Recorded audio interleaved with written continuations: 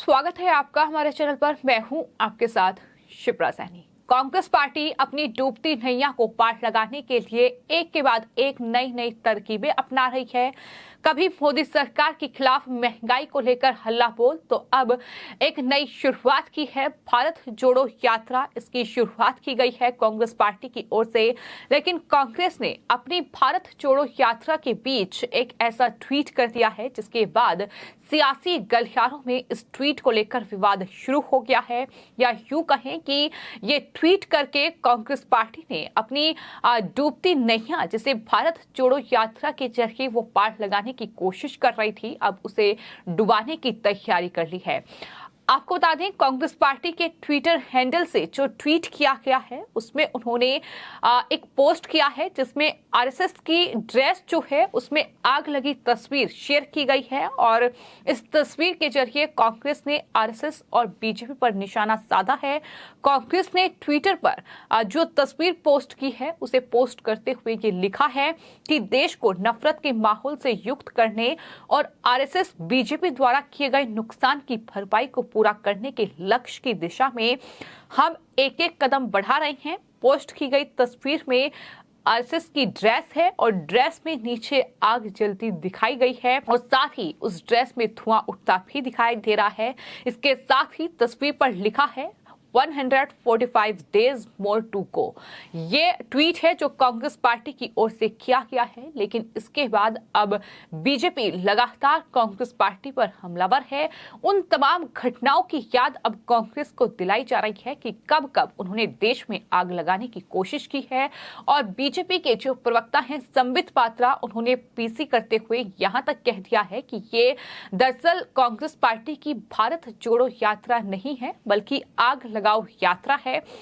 उन्होंने जो बयान दिया है उसमें कहा है कि ये भारत जोड़ो यात्रा नहीं बल्कि भारत तोड़ो और साथ ही आग लगाओ यात्रा है। कि पहली बार नहीं है जब कांग्रेस पार्टी ने ऐसा किया है। मैं राहुल गांधी से ये पूछना चाहता हूं कि क्या आप इस देश में हिंसा चाहते हैं? कांग्रेस को तुरंत इस तस्वीर को हटाना चाहिए। ये बीजेपी के प्रवक्ता संबित पात्रा का बयान सामने आया है। इसी के साथ साथ अब बीजेपी के तमाम नेता कांग्रेसियों को ये याद भी दिला रहे हैं कि किस तरह रावण ने हनुमान जी की पूंछ में आग लगाने से पहले यही सोचा था कि वो हनुमान जी का नुकसान कर देंगे, लेकिन बाद में पूरी लंका जलकर राख हो गई और पूंछ तब भी नहीं जली। तो उस तरह के ट्वीट भी लगातार बीजेपी के नेता कर रहे हैं, जहां कांग्रेसियों को ये याद दिलाया जा रहा है कि कांग्रेस ही इस आग में जलकर खाक हो जाएगी। इस तरीके के तमाम बयान हैं, तमाम ट्वीट हैं जो कांग्रेस पार्टी के तमाम नेताओं की ओर से सामने आ रहे हैं। इस बीच आपको बताते हैं, बीजेपी के नेता तेजस्वी सूर्य की ओर से सिलसिलेवार ढंग से एक के बाद एक ट्वीट करते हुए कांग्रेस पार्टी पर हमला बोला गया है और बताया गया है कि किस तरह से 1984 में कांग्रेस की आग ने दिल्ली को जला दिया। इसके पारिस्थितिकी तंत्र ने 2002 में गोधरा में किस तरह से 59 कार सेवकों को जिंदा जला दिया था। उन्होंने फिर से अपने इसी परिस्थितिकी तंत्र को हिंसा का आह्वान दिया है। राहुल गांधी के भारतीय राज्य के खिलाफ लड़ने के साथ कांग्रेस संवैधानिक साधनों में विश्वास के साथ राजनीतिक दल नहीं रह गई है। ये तेजस्वी सूर्या का ट्वीट है जो सामने आया है, बीजेपी के नेता हैं। साथ ही उन्होंने एक और ट्वीट किया है जिसमें लिखा है, वो कांग्रेस पार्टी का ट्वीट शेयर करते हुए कि ये तस्वीर कांग्रेस की राजनीति का प्रतीक है। देश में आग जलाने की, अतीत में उन्होंने जो आग जलाई थी उसने उन्हें भारत के अधिकांश हिस्सों में जलाकर खाक कर दिया और राजस्थान और छत्तीसगढ़ में बचे हुए अंगारे भी जल्द ही जलकर राख हो जाएंगे। इस ट्वीट को सेव करें, ये तेजस्वी सूर्य की ओर से लिखा गया है। तो जिस तरह से आरएसएस की ये जो वेशभूषा है, जो उनकी ड्रेस है, उसमें दरअसल आग लगाते हुए ये तस्वीर जो शेयर की गई है, जाहिर तौर पर ये सवाल उठाती है कि आखिर कांग्रेस पार्टी इस तस्वीर में के जरिए क्या संदेश देना चाहती है? क्या वो देशवासियों को भड़काने का काम कर रही है? क्या वो देशवासियों को हिंसा का आह्वान कर रही है? आखिर क्या चाहती है कांग्रेस? साथ ही बीजेपी के नेताओं का सवाल ये भी है कि भारत तो बटा हुआ है ही नहीं, भारत कब टुकड़ों में तब्दील है। ये सवाल लगातार कांग्रेस से पूछा जा रहा है कि फिर भारत जोड़ो यात्रा का मतलब क्या है। कश्मीर से लेकर कन्याकुमारी तक भारत इकट्ठा है, भारत एकजुट है, तो फिर कांग्रेस पार्टी इस तरह की यात्रा क्यों निकाल रही है। इस तरीके के सवाल लगातार बीजेपी के नेता पूछ रहे हैं और साथ ही कांग्रेस पार्टी की इस भारत जोड़ो यात्रा का मजाक बना रहे हैं और उसके बाद ही इस तरीके का ये ट्वीट कांग्रेस पार्टी की ओर से सामने आया है। वहीं आपको बता दें, कपिल मिश्रा जो कि बीजेपी के नेता हैं, उनकी तरफ से ट्वीट किया गया है और लिखा गया है कि रावण ने हनुमान जी की पूंछ में आग लगाने से पहले यही सोचा था कि बाद में पूरी लंका जलकर राख हो गई, पूंछ तब भी नहीं जली, बस यही हाल कांग्रेस का होगा। ये भी उनकी तरफ से लिखा गया है। इसके अलावा आलोक भट्ट की ओर से ट्वीट किया गया है जिसमें उन्होंने कांग्रेस पार्टी को टैग करते हुए लिखा है कि इस तरह से 1947 में भी कांग्रेस ने भारत को जलाया था, किस तरह से टुकड़े किए थे, ये याद दिलाया है कि किस तरह से पाकिस्तान और बांग्लादेश अलग हो गए, ये अलग देश बन गए। तो उस तरह से लगातार कांग्रेस पार्टी को ये याद दिलाया जा रहा है कि आखिर उनकी गलती क्या रही है, किस तरह से जवाहरलाल नेहरू और तमाम कांग्रेसियों ने भारत को तोड़ने की साजिश रची है। ये तमाम ट्वीट है जो लगातार बीजेपी और साथ ही साथ तमाम जो सोशल मीडिया यूजर्स हैं, तमाम जो देश के लोग हैं, वो भी अब कांग्रेस के इस ट्वीट पर भड़के हुए हैं कि क्या कांग्रेस इस ट्वीट के जरिए देश को हिंसा में झोंकने की तैयारी कर रही है। क्या अपने वोट बैंक के लिए अब कांग्रेस इतने निचले स्तर तक गिर चुकी है।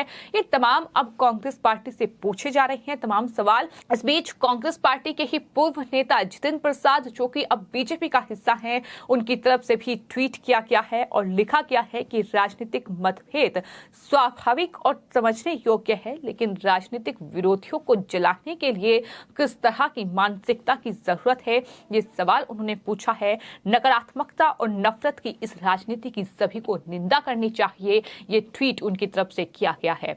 तो सिलसिलेवार ढंग से तमाम नेताओं के ट्वीट एक के बाद एक सामने आ रहे हैं। आपको बता दें, इससे पहले जो असम के मुख्यमंत्री हैं हिमंता बिस्वा शर्मा, उनकी तरफ से भी मीडिया में जो बयान दिया गया था उसमें उन्होंने राहुल गांधी पर जमकर हमला बोला था। इस भारत जोड़ो यात्रा को लेकर उन्होंने कहा था कि भारत कश्मीर से कन्याकुमारी तक जुड़ा हुआ है। 1947 में कांग्रेस ने भारत को खंडित किया और अगर राहुल गांधी के मन में अभी इस बात का रिग्रेट है, अगर वो माफी मांगना चाहते हैं तो इसके लिए कि अगर मेरे नाना या फिर पंडित जवाहरलाल नेहरू के समय जो हुआ वो होना नहीं चाहिए था, तो अगर इसके लिए उन्हें कोई रिग्रेट है तो फिर वो पाकिस्तान और बांग्लादेश जो देश का बंटवारा हुआ फिर उनको जोड़ने की वो प्रोसेस करें, अखंड भारत के लिए प्रोसेस कीजिए, ये उनकी तरफ से कहा गया है। यानी साफ कहा गया है कि भारत टुकड़ों में बटा ही नहीं है, तो फिर भारत जोड़ो यात्रा का मतलब क्या है। और उन्होंने कहा है कि अभी भारत को जोड़ने की जरूरत बिल्कुल नहीं है क्योंकि भारत टूटा हुआ नहीं है। इस तरह से जनता को बेवकूफ बनाना कांग्रेस पार्टी और कांग्रेस पार्टी के नेता बंद करें, ये उनकी तरफ से पहले ही बयान दिया गया और यही वजह है कि कांग्रेस पार्टी इस तरह से भड़की हुई है। कांग्रेस पार्टी के नेताओं ने बीजेपी और आरएसएस पर भारत को तोड़ने का आरोप लगाया है। उन्होंने कहा कि कुछ लोग देश को तोड़ने में लगे हैं, हम लोगों को जोड़ने निकले हैं। राहुल गांधी देश के हर तबके के लोगों से मिलेंगे। हमारी यात्रा नफरत को मिटाने और आपसी भाईचारे और प्यार को बढ़ाने के लिए है, ये उनका कहना है। लेकिन बीजेपी लगातार कांग्रेस पार्टी की इस भारत जोड़ो यात्रा का मजाक उड़ा रही है। केंद्रीय मंत्री अनुराग ठाकुर ने राहुल गांधी के नेतृत्व में चल रही इस भारत जोड़ो यात्रा का मजाक बनाते हुए कहा कि जिन लोगों ने देश को तोड़ने का काम किया अब इस तरह की यात्रा का आयोजन कर रहे हैं, जाहिर तौर पर याद दिला रहे हैं कि 1947 में क्या हुआ, किस तरह से अखंड भारत के टुकड़े किसी और के राज में नहीं बल्कि कांग्रेस के राज में ही हुए हैं। इसका जवाब कांग्रेस पार्टी से लगातार बीजेपी मांग रही है। फिलहाल आपकी इस पूरे मामले पर क्या राय है, हमें कमेंट बॉक्स में जरूर लिखें और चैनल को सब्सक्राइब करें। धन्यवाद।